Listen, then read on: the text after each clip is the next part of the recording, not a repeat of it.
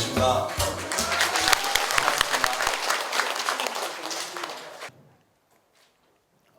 전체적인 척추의 구조부터 이제 알아보실 건데요. 척추는 앞에서 봤을 때는 이렇게 일직선입니다. 자세가 바르죠, 반듯하죠. 이게 이제 틀어져 있을 경우에 측만증이라고 얘기를 하게 되고요. 옆모습으로 봤을 때는 완전히 반듯한 게 아니고 목뼈는 앞쪽으로 이렇게 굽어 있고 등은 뒤로 굽어 있고 허리는 앞으로 굽어 있고 엉덩이뼈하고 꼬리뼈는 뒤로 굽어 있어서 충격을 받을 때 충격 흡수하는 역할을 하고요.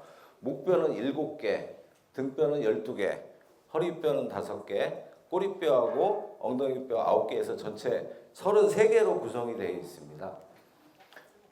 우리가 평소에 디스크 얘기를 하는데요. 디스크는 병이 아니고요. 우리 이 척추뼈와 뼈 사이에 관절 역할하는 그 추간판이라고 그러는데요. 관절이 들어있는데 그 모양이 원판 모양이어서 디스크라고 부르고 질병 이름은 디스크 탈출증, 추간판 탈출증의 정확한 명칭입니다. 그래서 이 디스크 부위를 단면으로 잘라놓으면 디스크가 전체적으로는 원판 모양인데 안에가 이렇게 쑥 들어가 있죠. 그래서 정확하게는 콩 모양이고요. 바깥쪽에는 섬유태라고 해서 인대가 한 30겹 정도 외부를 둘러싸고 있고 내부에는 수핵이라고 해서 젤리 성분의 물질로 가득 차 있어서 완충 역할을 하고 있습니다. 그리고 뒤쪽에는 신경이 있고요.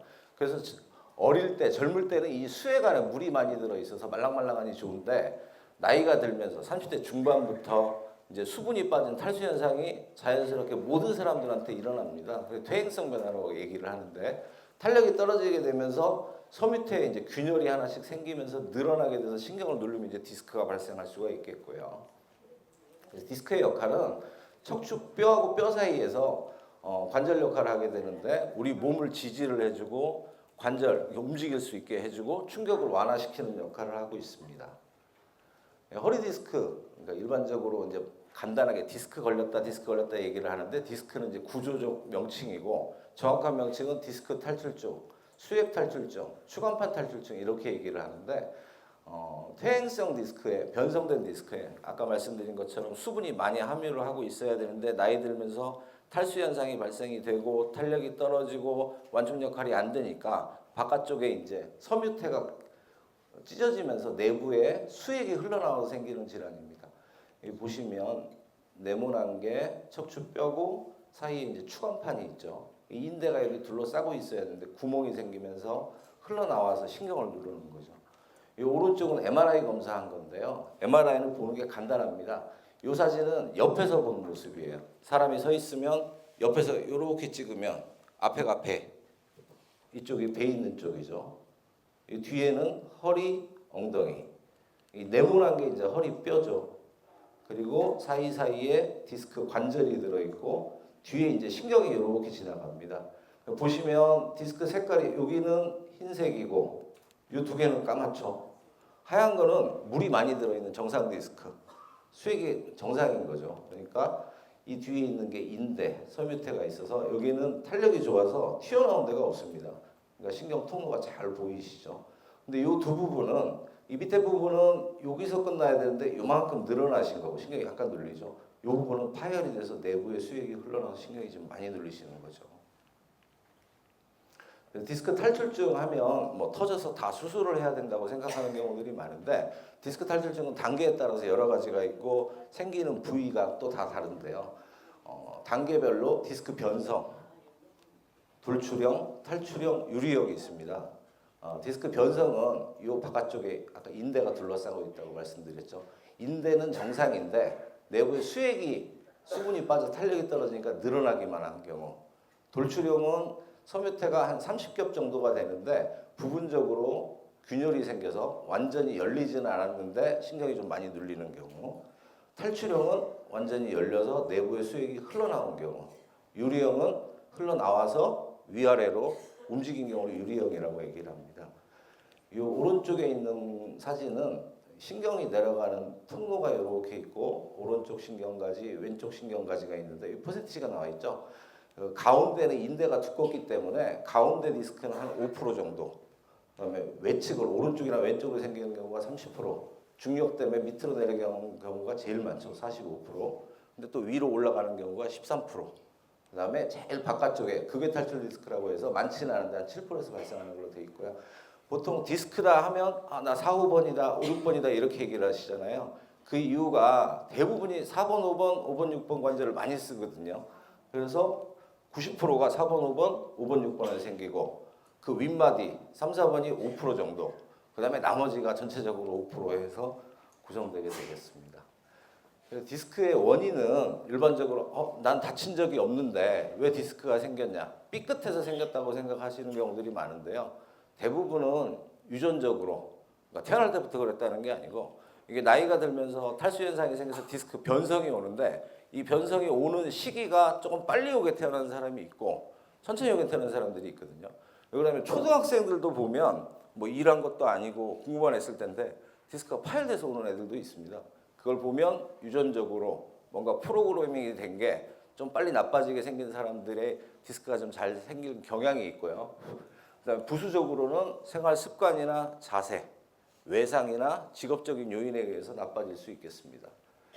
그러니까 허리 디스크의 증상은 우선은 디스크라는 거는 관절 안에 이렇게 수분이 있어서 하얗게 보여야 되는데 까맣게 변한 게 디스크라고 말씀드렸잖아요. 수분이 빠지니까 삐걱거려서 처음에는 허리가 한 번씩 아팠다가 안정이 되면 또 편해졌다가 아팠다 풀렸다.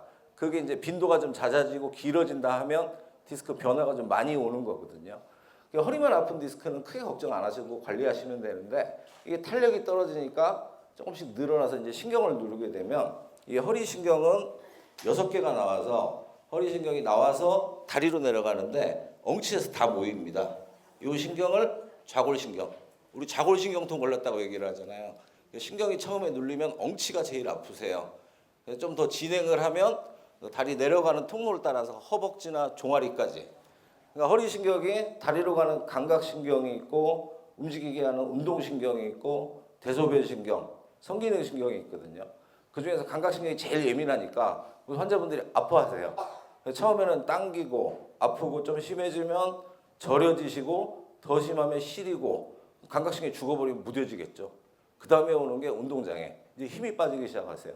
쩔룩거리시고 더 심해지면 대소변장애, 성기능장애가 발생할 수 있겠습니다. 그래서 병원에 오시면 환자분들이 내가 언제부터 어떤 자세, 그러니까 누웠다 일어날 때, 앉았다 일어날 때, 아니면 걸을 때, 앉을 때 아프다고 이제 얘기하시고 어디가 아프다 얘기를 들어보면 이 환자분이 척추관 협착증인가 보다, 디스크인가 보다, 아니면 다른 병, 말초신경병이나 혈류장애나 류마티스인가 보다 하고 대략 알 수가 있거든요. 그래서 이제 디스크가 의심이 되면 우선 아까 말씀드린 감각신경 검사를 해보는 거죠. 만져봐서 감각이 떨어지는 위치를 찾아보고 운동신경, 근력이 좀 있는지, 그다음에 신경반사 같은 걸 확인을 해보고 디스크가 의심이 되는 경우에는 이제 영상 촬영을 한번 해보게 됩니다. 영상 촬영은 우선 엑스레이 검사, 그다음에 CT, MRI 다 많이 들어보셨죠. 그다음에 척수강조용술, 적외선 체열 검사 같은 걸 하게 되는데요. 이 엑스레이 검사는 의례적으로 병원에 가면 의사들이 다 한 번씩 찍어보라고 말씀드리잖아요. 그냥 막 찍어보는 게 아니고 엑스레이가 그러니까 허리 쪽 병이 의심이 될 때는 엑스레이 검사가 좀 저렴하면서도 비교적 많은 정보들을 얻을 수가 있거든요. 보시면 앞에서 본 사진인데 앞에서 찍었으니까 이게 이제 골반 뼈고요. 요 네모난 게 허리뼈, 뼈 사이에 이제 관절 들어 있는 거죠. 여기 갈비뼈 끝이 조금 보이시는 거고. 근데 보면 허리뼈가 이렇게 반듯이 나와야 되는데 틀어졌죠. 그래서 엑스레이를 보고 디스크가 보이지는 않지만 이 사람의 불안정증이 있는지 없는지를 대략적으로 알 수가 있고요. 요거는 이제 옆모습을 본 건데 옆모습을 봤으니까 이쪽이 배 있는 쪽이고 허리 엉덩이죠. 네모난 게 허리뼈고 사이가 관절. 그러니까 관절 높이가 보통은 이 정도가 돼야 정상인데 여기가 좀 깔아앉았죠. 그래서 디스크가 보이지는 않지만 엑스레이를 보고 간접적으로 디스크의 높이를 알 수가 있고 이 밑에 뼈에 보시면 끝이 이렇게 매끈하시거든요. 이게 정상인데 여기 뼈 보시면 이거 볼록볼록 나왔죠. 이건 뼈 가시 골극이라고 얘기를 하는데 이 디스크에 수분이 빠져서 변성이 오면 당장은 저런 변화가 안 오는데 수분이 빠지면 다시 보충이 되지는 않거든요. 그래서 계속 쓰다 보면 탄력이 떨어지니까 뼈에 충격이 전달이 돼서 이 모양이 변하는 겁니다. 그래서 2차적으로 퇴행성 변화가 있을 수 있겠구나 하고 생각을 하게 되는 겁니다. 그 다음에 이제 엑스레이를 찍어서 앞에 환자분처럼 이렇게 뼈에 배열이 안 좋고 디스크가 낮아져 있고 다리 증상이 있다든지 신경 증상이 의심될 때는 그 다음에 할 수 있는 게 이제 CT 검사인데요. 컴퓨터 단층 촬영이라고 얘기를 하잖아요. 그러니까 엑스레이를 한 30장 정도를 동시에 찍어서 우리 몸통을 이렇게 자르는 겁니다. 칼로. 잘린 면을 보는 거죠. 단면 보는 사진. 그래서 보면 이게 이제 단면을 잘라놓은 건데 디스크가 이렇게 원판 모양으로 있고 뒤쪽에 뼈 신경을 덮고 있는 후궁이라고 해서 뼈가 있고요. 안쪽에 신경이 있고 신경 가지가 양쪽에 이렇게 보이는 게 정상이거든요. 근데 오른쪽 사진을 보면 요만큼이 없어야 되는데 지금 볼록 나와서 신경이 좀 요거밖에 안 보이죠. 그래서 보시면 디스크가 튀어나온 건데 이렇게 회색으로 보이는 부분이 있고 하얗게 보이는 부분이 있죠. 하얗게 보이는 거는 엑스레이에서 뼈거든요. 그러니까 디스크가 나와서 석회화가 돼서 오래된 디스크. 요거는 최근에 나와서 말랑말랑한 디스크다. 그래서 CT는 경계가 좀 부정확해서 MRI보다는 정확한 진단이 어렵긴 하지만 이 디스크가 딱딱한 디스크인지 말랑말랑한 디스크인지 뼈의 퇴행성 변화가 얼마나 심해져서 뒤쪽에 얼마나 누르고 있는지 판단하는 데 도움이 되는 검사입니다. 그다음에 MRI 검사는 디스크나 척추 질환을 제일 정확하게 진단을 할 수 있는데 고가죠. 그래서 신경이라든지 근육이라든지 주위의 인대나 관절 부위를 정확하게 진단을 할 수가 있는데요. 이게 지금 MRI 검사한 겁니다. 아까 설명드렸던 거 이제 다 이해되시죠? 네모난 게 뼈고 사이가 관절이고 뒤에 이제 신경이 이렇게 내려가는 거죠. 하얗게 보이는 건 수분이 있어서 정상. 까만 게 퇴행성 변화가 온 거죠. 그래서 보면 하얀 부분은 뒤에가 튀어나온 게 없어서 평평해서 신경이 깔끔한데 이 디스크들은 여기서 끝나는데 조금씩 나와 있죠. 근데 여기가 좀 많이 나와 있는 것 같죠. 그래서 요거를 단면을 이렇게 잘라서 찍어 놓은 사진이 요겁니다. 그래서 디스크가 원래는 원판 모양으로 이렇게 돼 있어야 되는데 요만큼 나왔죠. 그러니까 신경이 원래 이렇게 보이셔야 되는데 조금 많이 눌리신 분이네요. 척수강조 용수는 요즘엔 잘 하지는 않는데요. 그 신경막이 세 막으로 돼 있는데 지주막 공간에 약을 넣어서 조영제를 집어넣어서 신경 압박 정도하고 척수 상태를 보는 검사입니다. 보면 엑스레이를 찍어 보면 요 네모 앞에서 본 건데요. 네모난 게 뼈고 요 까만 게 조영제입니다. 이게 쭉 타고 내려가는데 여기서 끊겼죠. 이게 신경이 눌린다는 얘기죠. 간접적으로 알 수가 있고 CT가 개발이 되면서 이게 옛날에 하던 방법인데 CT가 개발이 되면서 여기를 단면을 이렇게 잘라서 보니까 디스크가 이렇게 있고 하얗게 보이는 게 이제 조영제인데 신경이 이렇게 보이셔야 되는데 디스크가 튀어나왔고 뒤쪽에 관절이 자라서 생긴 협착증이 같이 있다고 진단이 된 환자분입니다. 적외선 체열 검사는 신경을 보는 게 아니고 우리가 신경이 눌렸을 때 다리로 가는 감각이나 운동장애를 일으킬 수가 있는데 감각신경에 문제가 생기면 체표면에 변화가 옵니다. 체표면 온도를 측정을 해서 이분의 신경 압박이 어떤 신경에 문제가 있는지 대략적으로 객관적으로 알 수 있는 검사인데요. 앞에서 찍어놓은 사진인데 이게 오른다리고 왼다리죠. 빨간 거는 피가 많이 통하는데 말처럼 가면 피가 안 가니까 퍼렇게 보이죠. 근데 왼다리는 전체적으로 괜찮은데 이쪽에 퍼렇게 보이죠. 신경 가는 위치가 1, 2, 3, 4, 5, 6번이 있으면 1, 2번 신경은 이렇게 가거든요. 허벅지 앞쪽으로. 3번 신경은 이렇게. 이거는 지금 4번 신경이 눌린다는 걸 대략적으로 알 수 있는 검사입니다. 그래서 디스크가 진단이 되면 이제 치료를 하게 되는데 디스크 치료는 크게 보존적 치료, 우리 몸을 건드리지 않고 하는 치료 방법이 있고 수술적 치료로 나눌 수가 있습니다. 보존적 치료는 기본적으로 안정, 그 다음에 약물 치료, 물리 치료를 할 수가 있는데 기본적으로 하는 치료죠. 안정이 중요한데요. 이 디스크 척추는 관절이기 때문에 관절을 쉬게 해줘야 좋아집니다. 그 다음에 약물 치료는 일반적으로 쓰는 소염제, 그 다음에 근육을 풀어주는 근유환제, 그 약을 쓰면 이제 속이 쓰리니까 속 쓰리지 말라고 약을 들어가는 거죠. 소염제는 진통제라고 그러는데 진통제 하면 싫어하시잖아요. 진통제는 소염제라고 얘기를 하는데 우리 몸에 이제 어떤 염증 물질이 생기면 통증이 유발이 되거든요. 그 염증 물질이 없어져야 통증이 없어지는데 아플 때 적극적으로 염증 물질을 안 없애드리면 만성 통증이 됩니다. 그래서 장기간 복용하면 여러 가지 문제들, 간이나 신장이나 이 위나 이런 데 문제가 생길 수 있기 때문에 위험할 수 있는데 급성기에 통증이 심할 때는 1, 2주 정도는 약을 쭉 드시는 게 좋습니다. 그다음에 물리치료는 열전기 치료, 그다음에 적외선 치료, 저주파 치료 여러 가지가 있고요. 그 이후에도 증상이 지속될 때는 여러 가지 주사 치료를 시도해 볼 수가 있는데 기본적으로 그러니까 대표적인 게 신경 차단 주사, 그다음에 인대 강화 주사요법, 근육 자극요법, 신경 핌스 주사요법 여러 가지 치료 방법이 있고 그다음에 신경 성형술이나 고주파 수액 감압술, 그다음에 운동 치료 등이 있습니다. 신경 차단술은 위치에 따라서 경막의 신경 차단술, 신경공 신경 차단술, 꼬리뼈 주사요법, 그다음에 인대 강화 주사요법 요즘에 많이 하고 있죠. 그다음에 IMS 근육 자극요법, 핌스 주사요법이 있는데요. 신경 차단술이라는 거는 이 디스크나 뒤쪽 관절에서 어떤 염증 물질이 나와서 신경을 자극을 하면서 관절이나 신경이 부어 있는 부분을 약물을 주입을 해서 붓기를 빼는 치료입니다. 그래서 위치에 따라서 경막의 신경 차단술이라는 게 있는데 이게 이제 컴퓨터 엑스레이를 보면서 이제 주사요법을 하는 건데 보면 이게 바늘이거든요. 네모난 게 허리뼈고 사이가 디스크고 여기 이제 뼈하고 뼈 사이에 후궁관 공간이라는 곳이 있는데 그곳에 바늘을 찔러서 위아래로 약을 뿌려서 일반적으로 검사 없이 할 때 대부분 아까 말씀드린 것처럼 4, 5번, 5, 6번의 병이 많이 생긴다고 말씀드렸잖아요. 이건 어느 한 곳에 넣는 게 아니고 약을 넣으면 위아래로 다 퍼집니다. 그러니까 병이 여러 군데 있거나 검사가 안 되신 분들한테 시도해 볼 수 있는 치료 방법입니다. 신경공, 추간공, 신경공, 신경차단술이라는 게 있는데 앞에서 봤던 사진이죠. 그러니까 경막의 신경차단술은 요 구멍에다 넣어서 이제 치료하는 방법이고 가운데에서 신경이 내려오고 양쪽에 이제 신경 가지가 나가는데 이 신경 나가는 구멍이 신경공, 추간공 이렇게 얘기하거든요. 그래서 극외 탈출 디스크, 아까 바깥쪽에 생기는 디스크 한 7% 정도 생긴다고 그랬잖아요.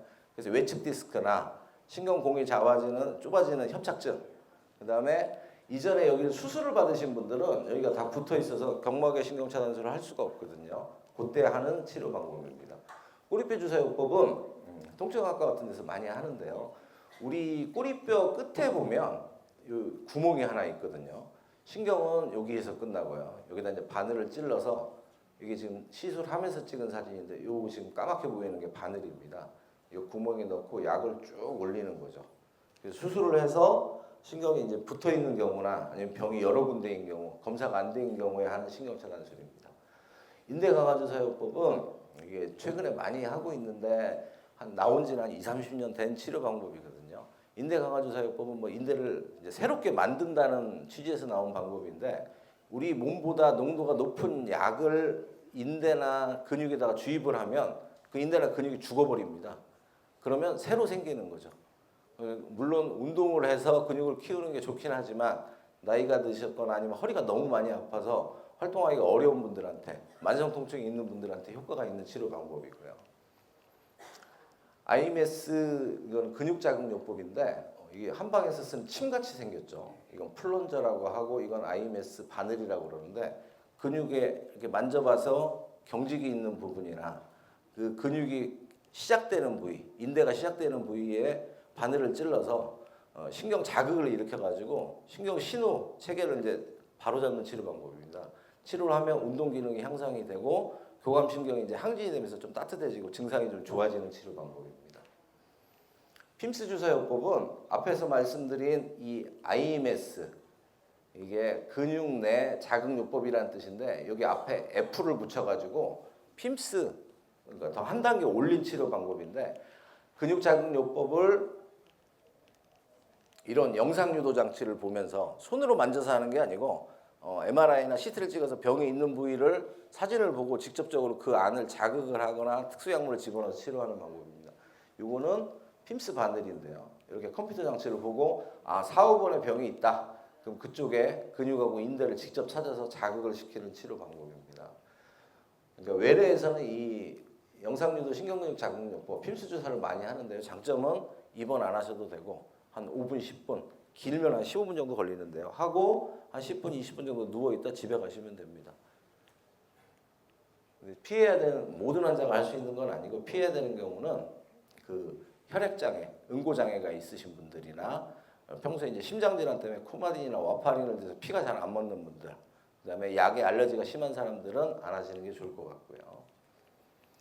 그리고 이런 주사요법 여러 가지 그 신경차단술이나 인대강화주사요법, 근육자극요법, 핌스주사요법을 했는데도 안 되는 경우에는 요즘에 이제 각광받고 있는 신경성형술, 신경박리술이라고 하는데요.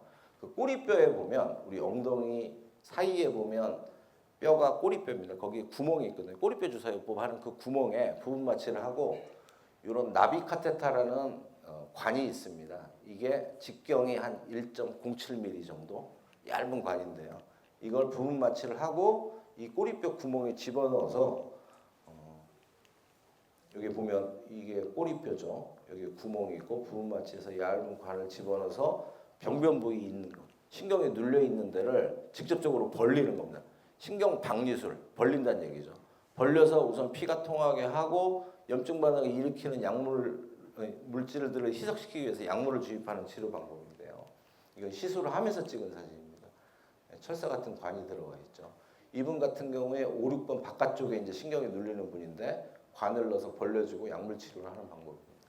고주파 수액감압술은 특수 바늘, 이런 바늘을 집어넣어서 끝에 이제 고주파열이 흐르거든요. 디스크가 볼록해진 부분에 바늘을 찔러서 우리 오징어 구우면 오징어가 쪼그라지잖아요. 그러니까 디스크를 완전히 없앨 수는 없고 디스크의 용적을 줄여서 그러니까 수술할 정도가 아니신 분들 신경 눌리는 걸 감압시키는 치료 방법입니다. 근데 이거는 다 할 수 있는 건 아니고 파열되지 않은 디스크, 퇴행성 변화가 심하지 않은 대부분 젊은 환자들한테 많이 시행하는 치료 방법입니다. 근데 이런 여러 가지 보존적 치료에도 불구하고 어쩔 수 없이 이제 수술이 필요한 경우들이 있는데요. 일반적으로는 디스크 한 75%가 한 2, 3개월 되면 저절로 좋아지거든요. 마비가 없거나 터지지 않은 경우에. 근데 이제 수술이 꼭 필요한 경우는 한 10% 정도가 되는데 여러 가지 뭐 주사도 맞고 약도 먹고 쉬기도 했는데도 너무 심해서 잠도 못 자시는 분들은 수술이 필요하고요. 운동장애가 시작이 돼서 쩔룩거리시거나 그다음에 대소변 장애가 오거나 하는 경우 수술적 치료가 필요하겠습니다.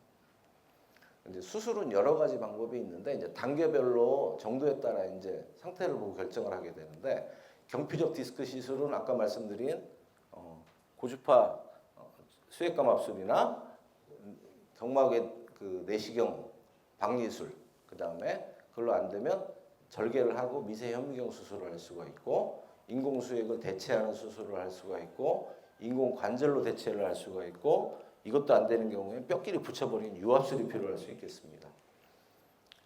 그래서 경피적 내시경 디스크 수술은 내시경 이렇게 얘기를 하시잖아요. 내시경 수술은 시술이라고도 얘기를 하는데 부분 마취를 하고 직경 한 6mm 정도 얇은 관을 집어넣어서 디스크를 제거하는 방법입니다. 장점은 저신 마취가 필요 없고요. 부분 마취를 하면서 의사하고 이렇게 얘기를 하면서 하는 거거든요. 다리가 아프냐, 빼내고 나서 다리가 좀 좋아졌냐 이렇게 얘기하실 수가 있고 피가 별로 안 나고 수술 후에 인대나 뼈 손상이 거의 없고 수술에 유착이 적습니다. 근데 이제 단점은 모든 디스크를 할 수 있는 건 아니고 퇴행성 변화 심하지 않고 파열이 되긴 됐지만 밑으로 흐르지 않은 디스크들 그리고 딱딱한 디스크들에서는 할 수가 없고요. 절개하고 하는 수술에 비해서는 성공률이 떨어지는 걸로 되어 있습니다. 그래서 대부분은 젊은 환자들. 그래서 이게 지금 내시경 수술할 때 사진을 찍어 놓은 건데요. 환자가 이제 이렇게 누워 계신 거고 이쪽이 머리가 있고 이쪽이 지금 다리 쪽인데요. 여기 이제 피부 절개를 한 3mm 정도, 그러니까 흉터가 거의 없죠.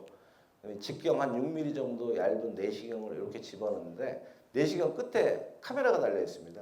그래서 모니터로 보면서 찍는 건데 여기가 이제 섬유태, 아까 인대 둘러싸고 있는 바깥쪽이고 이 안에가 이제 수액이거든요. 그걸 레이저로 녹이면서 디스크를 제거하는 사진입니다. 그래서 이게 수술 전후 사진인데 이거 이제 하얀 게 정상이고 까만 건데 이거 흘러내리지 않았죠. 늘어나기만 해서 신경을 누르고 있는 디스크죠. 근데 시술 후에 보니까 여기 구멍이 뻥 났죠. 내시경 관을 넣어서 안에 알맹이를 빼낸 거죠. 그래서 이런 내시경 수술을 할 수 있으면 좋은데 안 되거나 심하거나 재발을 했을 때 이제 현미경 수술을 하게 되는데 현미경 수술은 이거는 이제 뒤에서 본 사진인데 신경을 덮고 있는 뼈가 있고 신경이 이렇게 내려가는데 뼈와 뼈 사이에 구멍이 있습니다. 후근관 공간이라고 하는데 이쪽으로 들어가서 디스크를 제거하게 되는데 구멍이 좁기 때문에 드릴이나 요 손톱깎이 같은 걸로 여기 이렇게 뼈에 구멍을 이렇게 내고 이게 신경이거든요. 신경을 약간 벌려서 디스크를 제거하는 모습입니다. 이게 일반적인 디스크 수술이고 보통은 한 50분 정도 걸리고 입원은 한 일주일 정도, 성공률은 한 99% 정도 됩니다. 이 수술은. 그래서 이게 수술 전후 사진인데 디스크가 이렇게 나와 있는데 볼록 나와 있죠. 신경이 동그라내야 되는데 튀어나와 있고. 그래서 여기 보시면 여기 이제 덮개 뼈인데 이쪽은 다 살아있는데 구멍이 나 있죠. 수술할 때 이 구멍을 들어가서 디스크를 제거를 하니까 이 쪼그라졌던 신경이 이렇게 펴진 거죠. 이 옆모습을 봤을 때는 이렇게 있던 디스크가 없어지고 신경이 지금 펴진 걸 볼 수가 있습니다. 그래서 내시경 수술하고 현미경 수술을 대충 비교해 놓은 건데 마취는 내시경은 부분 마취, 현미경 수술은 부분 마취로는 안 되고 척추 마취를 하든지 전신 마취를 하셔야 됩니다. 그래서 내시경 수술은 최소 침습으로 근육이나 인대나 뼈에 손상 없이 그냥 디스크만 제거하는 수술, 좋은 수술이죠. 근데 이제 현미경 수술은 부분적으로 절개를 하고 내시경은 출혈이 거의 없고 디스크 수술은 발생이 가능하다는 거. 인공수액 대체술은 요거는 이제 수술을 하기 전하고 이제 수술한 이후인데 신경이 이렇게 내려가다가 지금 여기가 많이 들려 계시잖아요. 근데 보면 뼈가 이렇게 색깔이 비슷해야 되는데 여기 디스크 주위에 보면 하얗게 변해 있죠. 이분은 너무 만성화되고 오래돼서 충격 흡수가 안 되니까 뼈 변성이 많이 오신 분이거든요. 그래서 신경을 풀으려고 수술을 하긴 하는데 요 디스크 제거하고 끝내는 게 아니고 요 안에를 안 좋은 디스크를 조금 솎아내요. 그러면 이제 몇 년 지나면 디스크가 깔아앉고 요통을 일으키고 재발하거나 하지방 사통을 일으킬 수가 있어서 요 디스크 제거한 부분에 인공수액, 가짜 수액을 집어넣어서 디스크를 대체하는 치료 방법입니다. 그래서 하이드로젤이라고 이렇게 헝겊대기 같이 생겼는데 물이 수분이 들어가면 젤리 성분으로 변하거든요. 인공수액 치환술은 요통이 심한 젊은 환자분들한테 많이 하는데 뭐 주사요법이나 운동요법이나 이런 걸 많이 했는데도 허리가 많이 아프다. 그러면 디스크를 제거하고 이렇게 생긴 거. 티타늄하고 실리콘으로 된 이 인공 관절을 이 디스크 대신에 대체하는 치료 방법입니다. 이런 앞에 치료 방법을 했는데도 불구하고 재발을 하거나 뼈가 불안정해지면 이 디스크를 다 제거를 하고 인공 뼈를 삽입을 해서 위에 뼈하고 아래 뼈하고 붙여버리는 최종 수술이 필요한 경우들이 있는데요. 이런 유압수를 할 때 쓰는 여러 가지 기구들 이런 모양들이 있죠. 예전에는 이거를 이제 골반 뼈에서 떼다가 사이에 붙였는데 뭐 수술이 잘 돼도 골반 뼈가 많이 아파서 요즘에는 뼈 대용으로 이 티타늄으로 된 이런 인공뼈들을 많이 쓰고 있습니다. 그래서 이제 이런 보존적 치료하고 수술적 치료들이 있는데 어떻게 하든 이제 환자분들이 좋아지는데 이 디스크라는 병은 계속 우리가 일생활에서 쓰면서 사용하는 거기 때문에 맹장처럼 한번 떼고 나면 없어지는 질환이 아니고 진행형의 질환입니다. 그래서 어떤 수술을 받든 주사를 받든 시술을 받아서 좋아지더라도 언제든지 또 다시 나빠지고 악화가 될 수 있는 병이기 때문에 평소에 예방하고 관리하는 게 중요한데요. 제일 중요한 거는 평소 자세. 앉으시면 일반적으로 이렇게 앉으시면 좋은데 이렇게 앉으시잖아요. 그럼 등이나 허리가 굽어지기 때문에 목 디스크와 허리 디스크가 생기거든요. 그래서 등을 꼭 펴려고 앉으실 때 한번 해보십시오.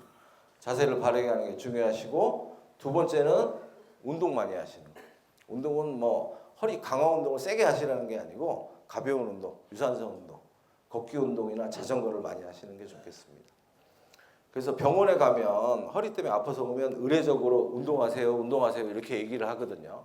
환자분들이 아플 때 운동하려고 하는데 아플 때는 쉬시고 뭔가 치료가 다 끝나서 좀 안정화됐을 때 운동을 열심히 하는 건데 운동을 하면 도움이 되는 게 운동을 하면 관절을 계속 쓰게 되잖아요. 그럼 나빠질 거 아니에요. 근데 왜 운동을 하라고 말씀드리냐면 이 척추뼈는 관절이기 때문에 척추뼈만 놓으면 넘어지겠죠.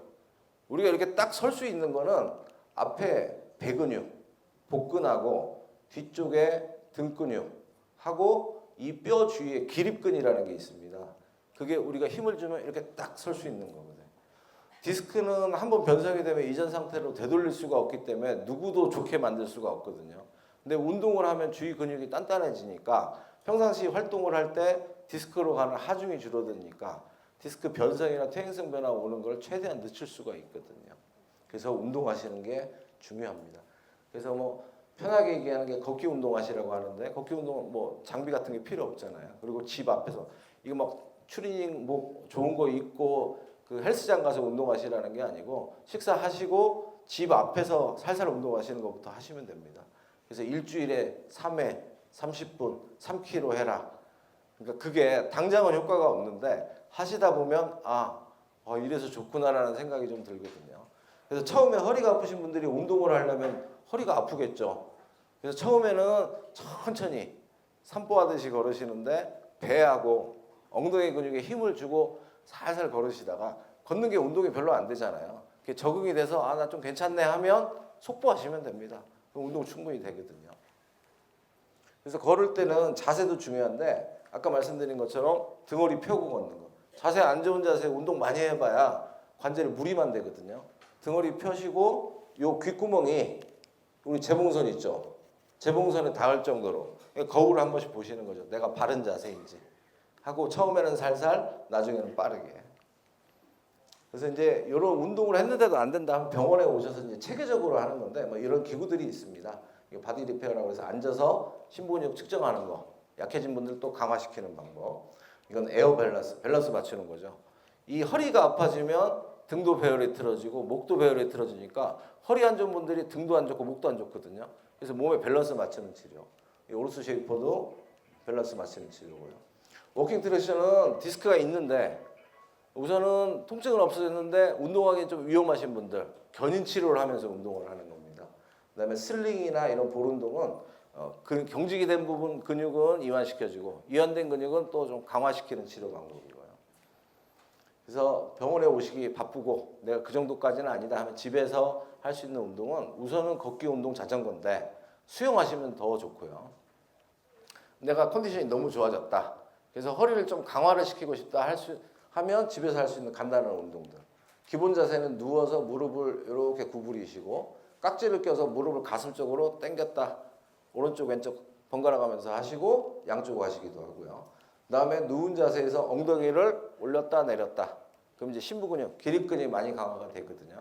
그러니까 요거는 아플 때 하시는 게 아니고 컨디션이 좋을 때 내 몸을 더 올려보겠다 할 때 하시면 좋겠습니다. 그다음에 누워서 발을 쭉 펴서 천장으로 올렸다 내렸다 하시는 방법. 네, 엎드리는 자세는 허리에 무리가 되기 때문에 이건 컨디션 좋을 때만 하시는데 엎드려서 하체를 양쪽을 다 올렸다 내렸다 천천히. 그다음에 상체를 올렸다 내렸다 하시는 방법. 그다음에 스트레칭하는 방법이 있고요.